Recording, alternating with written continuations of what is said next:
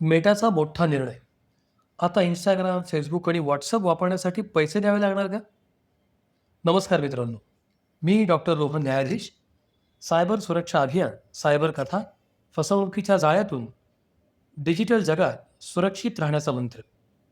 खऱ्या घटनांमधून सायबर सुरक्षिततेचे धडे. आजचा हा विशेष भाग आहे, कारण गेल्या काही महिन्यांपासून सोशल मीडियावर, टेक्नॉलॉजी जगतात आणि डिजिटल मार्केटिंग क्षेत्रात एक प्रश्न सातत्यानं विचारला जातोय. मेटाचा मोठा निर्णय. आता इंस्टाग्राम, फेसबुक आणि व्हॉट्सअप वापरण्यासाठी पैसे द्यावे लागणार आहेत का? मोफत सोशल मीडिया युग संपत आलंय का? भविष्यात फेसबुक आणि इंस्टाग्राम हे नेटफ्लिक्स किंवा यूट्यूब प्रीमियमसारखे सबस्क्रिप्शनवर आधारित होणार आहेत का? व्हॉट्सअपवर प्रीमियम फीचर्स येणार का? आणि सर्वात महत्त्वाचं, या सगळ्या बदलांचा आपल्या गोपनीयतेवर, आपल्या डेटावर आणि आपल्या डिजिटल सुरक्षिततेवर काय परिणाम होणार आहे? आजच्या विशेष भागात आपण अफवा आणि वास्तव यांच्यातला फरक समजून घेणार आहोत. सोशल मीडिया खरंच मोफत आहे का? आपण अनेकदा म्हणतो, फेसबुक मोफत आहे, इंस्टाग्राम मोफत आहे, व्हॉट्सअप मोफत आहे. पण खरंच का? एक जुनी म्हण आहे, जर एखादी सेवा पूर्णपणे मोफत असेल, तर त्या उत्पादनाचा भाग तुम्ही स्वतः असता. गेली अनेक वर्ष मेटाची संपूर्ण कमाई जाहिरातींमधून होती. तुम्ही काय पाहता, काय सर्च करता, कोणते पेजेस फॉलो करता, कोणत्या विषयात रस दाखवता, यावर आधारित जाहिराती तुम्हाला दाखवल्या जातात. म्हणजेच आजपर्यंत आपण पैशांनी नाही, तर आपल्या डेटाद्वारे या सेवा वापरत होतो. मेटा म्हणजे नेमकं काय? पूर्वी फेसबुक इनकॉर्पोरेशन म्हणून ओळखली जाणारी कंपनी आज मेटा प्लॅटफॉर्म म्हणून ओळखली जाते. मेटाच्या मालकीचे प्रमुख प्लॅटफॉर्म असेल Facebook, Instagram, WhatsApp, messenger, threads, Meta AI आणि क्वेस्ट VR इकोसिस्टम. जगभरात अब्जावधी लोक हा प्लॅटफॉर्म वापरत आहेत. भारत हा मेटासाठी सर्वात मोठ्या बाजारपेठांपैकी एक आहे. विशेषतः व्हॉट्सअपच्या बाबतीत भारत हा जगातला सर्वात मोठा वापरकर्ता समुदाय. सबस्क्रिप्शन इकॉनॉमी म्हणजे काय? Netflix, Spotify, YouTube premium, Telegram premium, x premium, LinkedIn premium, आज जवळपास प्रत्येक मोठी टेक कंपनी सबस्क्रिप्शन मॉडेल स्वीकारते. कारण जाहिरातींवर पूर्ण अवलंबून राहणं आता कठीण होत चाललं.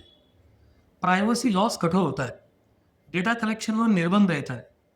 AI इन्फ्रास्ट्रक्चरचा खर्च देखील खूप वाढतोय आणि त्यामुळं अनेक कंपन्या नवीन महसूल स्रोत शोधत आहेत. मेटासुद्धा त्याच दिशेनं वाटचाल करत आहे. मेटा प्लस किंवा प्रीमियम फीचर्स म्हणजे काय? आता सर्वात महत्त्वाचा प्रश्न, मेटा काय विकणार आहे? सामान्य वापरकर्त्यांसाठी फेसबुक, इंस्टाग्राम आणि व्हॉट्सअप पूर्णपणे पेड होतील का? सध्याच्या उपलब्ध माहितीनुसार मेटा मूलभूत सेवा बंद करत नाही, पण प्रीमियम फीचर्स, ॲडव्हान्स टूल्स आणि एन्हान्स एक्सपिरियन्ससाठी सबस्क्रिप्शन मॉडेल आणण्याच्या दिशेनं काम करते. म्हणजे free version plus premium version, असं दुहेरी मॉडेल. इंस्टाग्राम प्रीमियमचे संभाव्य फीचर्स.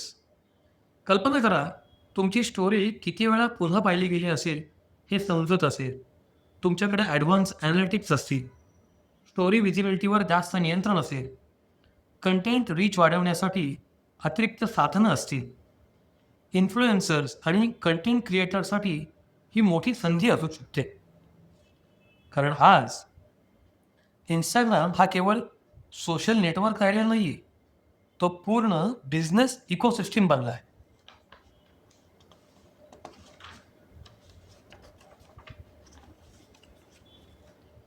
व्हॉट्सअप प्रीमियमचा अर्थ काय? आज व्हॉट्सअपवर वैयक्तिक संभाषणं, व्यवसाय, ग्राहक सेवा, बँकिंग अलर्ट्स, शैक्षणिक संस्था, सरकारी संदेश, असं सर्व काही चालतं. भविष्यात प्रीमियम प्लॅन्समध्ये अतिरिक्त customization, business tools, AI features, advance calling features, enhance storage यासारख्या सुविधा दिसू शकतात. मेटा आणि ए आय रिव्होल्युशन. मेटा सध्या आर्टिफिशियल इंटेलिजन्समध्ये अब्जावधी डॉलर्सची गुंतवणूक करते. Meta A I chat assistants, image generation, video generation, personalize A I agents हे सर्व चालवण्यासाठी प्रचंड संगणकीय क्षमता लागते आणि त्याचा खर्च देखील प्रचंड असतो. म्हणूनच सबस्क्रिप्शन मॉडेल्स अधिक महत्त्वाचे होत आहेत.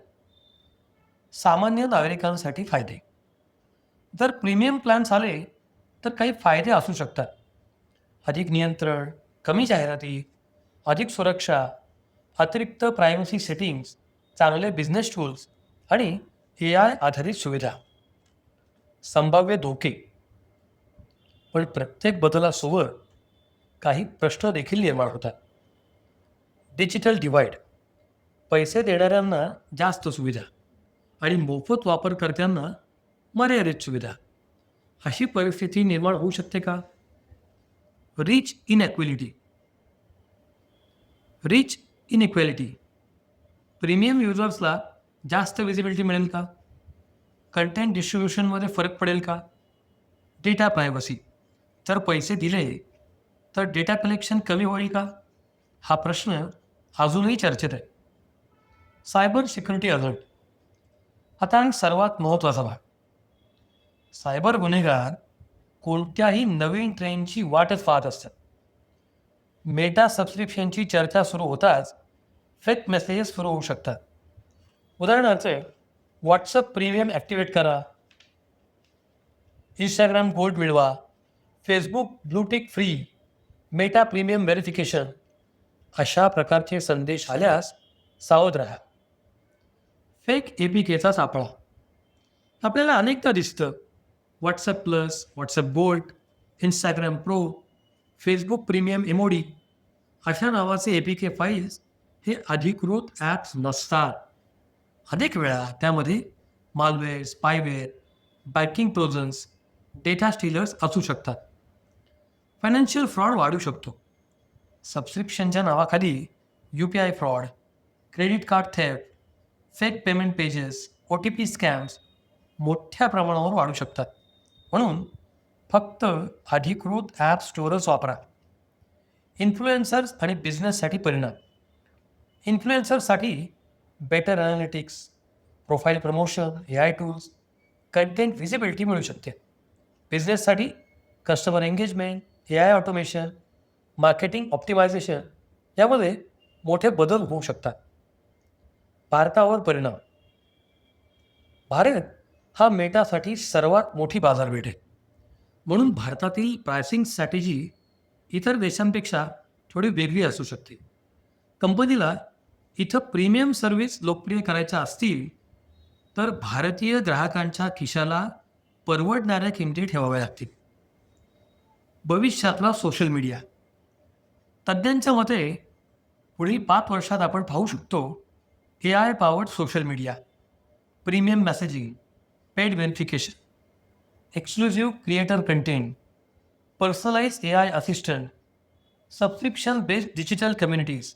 म्हणजेच सोशल मीडिया हा केवळ कम्युनिकेशन प्लॅटफॉर्म राहणार नाही आहे, तर तो डिजिटल सर्व्हिस इकोसिस्टीम बनणार आहे.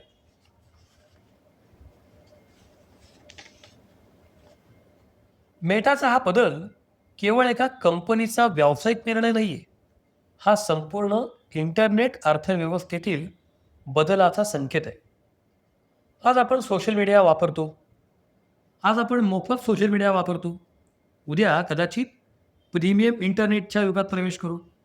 पण कोणताही बदल आला तरी एक गोष्ट कायम राहणार आहे, सायबर अवेअरनेस. होय, कारण नवीन फीचर येईल, नवीन सबस्क्रिप्शन येईल, नवीन AI टूल येतील, पण त्याच्यासोबत नवीन स्कॅम देखील येईल. म्हणून क्लिक करण्यापूर्वी विचार करा, पैसे भरण्यापूर्वी पडताळणी करा आणि कोणतेही सबस्क्रिप्शन फक्त अधिकृत स्रोतांमधूनच घ्या. मी डॉक्टर रोहन न्यायाधीश. तुम्ही ऐकत होतात सायबर सुरक्षा अभियान. जर हा भाग तुम्हाला उपयुक्त वाटला असेल तर तो आपल्या मित्रांसोबत, कुटुंबासोबत आणि विशेषतः सोशल मीडिया वापरणाऱ्या प्रत्येक व्यक्तीसोबत नक्की शेअर करा. पुन्हा भेटू एका नवीन सायबर अवेअरनेस स्पेशल एपिसोडमध्ये. तोपर्यंत सुरक्षित राहा, सजग राहा, डिजिटल राहा. जय हिंद. लेखक डॉक्टर रोहन न्यायाधीश. अभिवाचन योगेश रांगणेकर. कथेला जिवंत करणारा आवाज.